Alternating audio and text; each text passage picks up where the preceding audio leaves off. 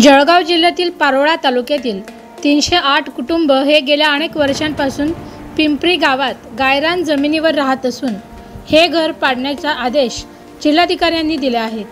हे घरे पाडण्यात येऊ नये या मागणीसाठी पिंपरी गावातील ग्रामस्थांनी आज जिल्हाधिकारी कार्यालयावर मोर्चा काढला। ग्रामस्थांनी याच ठिकाणी चूल पेटवून त्यावर स्वयंपाक करत प्रशासनाचे लक्ष वेधले।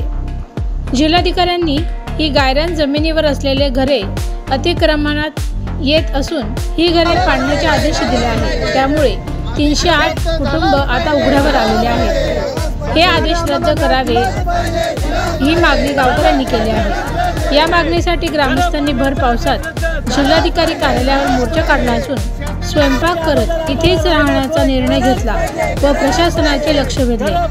मागणी मान्य झाली नाही तर सामूहिक आत्मदहन करण्याचा इशारा ग्रामस्थांनी दिला आहे।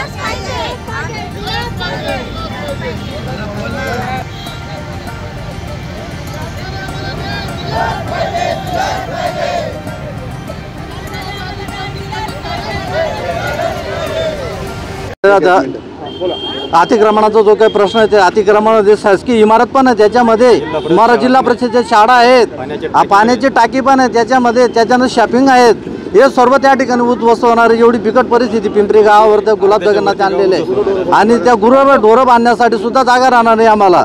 तर याचा नाने गांभीर्याने त्याचा विचार करून त्या क्षणी जागेवरच तो प्रश्न मिटवायला पाहिजे अशी पिंपरी प्रगणे गावातील लोकांची आग्रहाची विनंती आहे। त्याच्यानंतर जर गुलाब जगन्नाथ पाटील यांनी जो आत्मदहनाचा इशारा दिलेला आहे तर याच्या पुढे जर शासनाने आमचा विचार केला नाही तर आम्ही सुद्धा 308 कुटुंब हे आत्मदहनासाठी तयार आहोत। हे केव्हाही आम्ही शासनाला बजावून सांगणार आहोत। पिंपरी प्रगणे उतराण, तालुका पारोळा, जिल्हा जळगाव। या संदर्भात तुम्ही आमदार खासदारांच्या आम्ही त्यांच्यावर कानावर सुद्धा हा विषय झालेला आहे। एवढंच नाही तर मंत्रालयापर्यंत विषय गेलेला आहे आमचावाला, पण तरीही तो भाऊ 6 महिन्यांनी तोच कागद फिरून टाकत असतो आणि आज जर 10 लोकांचं नाव घेतलं तर 6 महिन्यांनी लगेच दुसऱ्या 10 लोकांचं नाव टाकत असतो। अशी त्याने ती एक वेठी धरलेली आहे। त्याने तो एकच आहे, त्याचा तो एक खंडणीसाठी तो एवढा प्रयोग करून राहिला आमच्या पिंपरी गावातील लोकांवर खंडणी घेतोय तो। आता गुलाब जगन्नाथ पाटील हा खंडणी घेतोय, तर आज 10 लोकांना नाव घेतलं त्यांच्याकडनं सांगतो मला एवढे पैसे दिले ठीक नाही तर तुमच्या अजून नाव टाकतो असं त्या गुलाब जगन्नाथने तक्रार केलेली आहे। आणि यमराज अवचित विसावे, राहणार पिंपरी प्रगणे उतराण, तालुका पारोळा, जिल्हा जळगाव। आम्ही मोंडाळे पिंपरी गावाचे राहतात। आमची म्हणजे खूप पिढ्या गेल्या गावावर, 50-60 वर्ष झाले गावावर राहतोय आम्ही।